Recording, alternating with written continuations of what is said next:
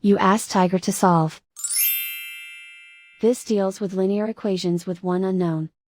The final result is x equals 72. Let's solve it step by step.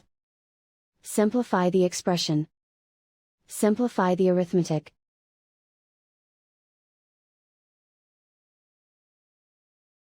Isolate the x. Multiply both sides by 12. Group like terms. Multiply the coefficients. Simplify the fraction. Simplify the arithmetic. And so the final result is x equals 72.